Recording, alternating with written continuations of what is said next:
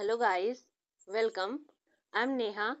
आज की वीडियो में हम प्रेजेंट इंडेफिनिट टेंस सीखेंगे। इससे पहले की वीडियो में हमने टेंस के बारे में सीखा था कि टेंस क्या होता है। अगर आपने टेंस की पहली वीडियो नहीं देखी है तो उसका लिंक डिस्क्रिप्शन में दिया गया है, जाकर जरूर देखिए। तो चलिए आज की वीडियो शुरू करते हैं। आज का टॉपिक है हमारा प्रेजेंट इंडेफिनिट टेंस। सबसे पहले इसकी पहचान जान लेते हैं, जिससे हमें आसानी होगी यह समझने में यह वाक्य किस टेंस का है।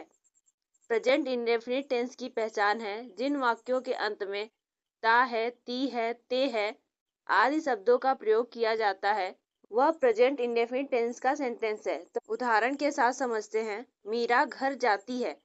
इस वाक्य के अंत में जाती है यानी कि ती है का प्रयोग किया गया है। प्रेजेंट इंडेफिनिट टेंस की पहचान के अकॉर्डिंग जिन वाक्यों के अंत में ता है, ती है, ते है का यूज किया जाता है, वह प्रेजेंट इंडेफिनिट टेंस का सेंटेंस है। वाक्य प्रेजेंट इंडेफिनिट टेंस का है। अब आगे हम ट्रांसलेट करने के रूल यानी कि नियम जान लेते हैं। इससे पहले मैं आपको यह बता देती हूँ कि किसी भी टेंस के वाक्य या अदर कोई वाक्य को बनाने के 5 तरीके होते हैं। हम प्रेजेंट इंडेफिनिट टेंस के अंतर्गत 3 प्रकार के वाक्य पढ़ेंगे। पहला है अफर्मेटिव सेंटेंस, दूसरा है नेगेटिव सेंटेंस, तीसरा है इंट्रोगेटिव सेंटेंस। आज हम इस वीडियो में अफर्मेटिव सेंटेंस सीखेंगे। अफर्मेटिव सेंटेंस यानी कि सकारात्मक वाक्य। चलिए वाक्य को ट्रांसलेट करने के नियम जान लेते हैं। सबसे पहला नियम है, अगर subject third person singular subject है तब सेंटेंस में क्रिया के साथ यस या ईएस लगाया जाएगा। अब सवाल ये आता है कि यस कहाँ लगेगा और ईएस कहाँ लगेगा। तो गाइस, अगर क्रिया के अंत में O, Z, X, C H, S H या डबल एस आए तो वहां पर ईएस का यूज किया जाएगा। फॉर एग्जाम्पल गो। गो क्रिया है और इसके अंत में ओ आया हुआ है, तो यहाँ पर ईएस का यूज होगा, गो, गोज।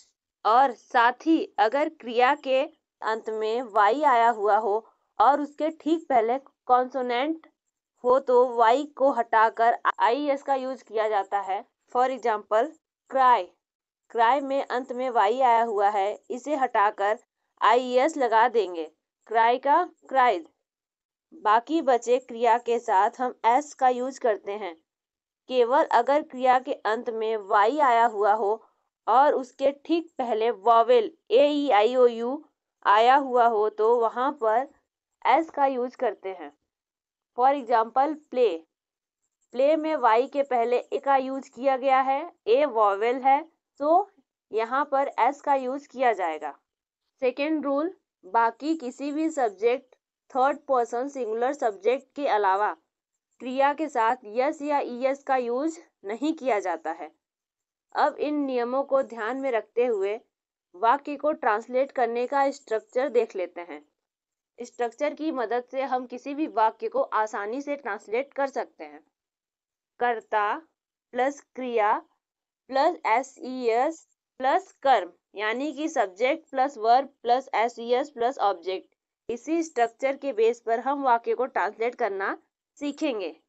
चलिए कुछ एग्जाम्पल के साथ समझते हैं। राकेश जाता है। सबसे पहले यह जानते हैं कि क्या यह प्रेजेंट इंडेफिनिट टेंस का सेंटेंस है। प्रेजेंट इंडेफिनिट टेंस की पहचान, जिस वाक्यों के अंत में ता, ती, ते आया हुआ हो वहां पर प्रेजेंट इंडेफिनिट टेंस है। राकेश जाता है यानी कि वाक्य के अंत में ता है, तो यह प्रेजेंट इंडेफिनिट टेंस है। राकेश जाता है ट्रांसलेट कैसे करेंगे, तो स्ट्रक्चर के बेस पर हम इसे ट्रांसलेट करेंगे। स्ट्रक्चर क्या है, सब्जेक्ट, तो सबसे पहले सब्जेक्ट लिखेंगे। सब्जेक्ट यहाँ पर राकेश है। अब राकेश ही क्यों सब्जेक्ट है, एक छोटी सी ट्रिक के साथ समझते हैं।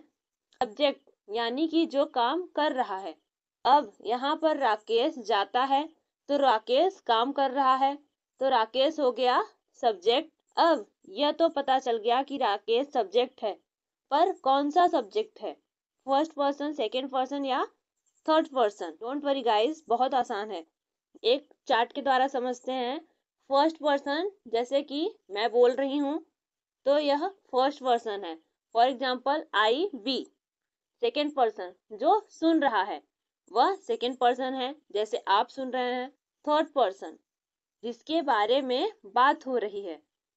For example he, she, it या नेम।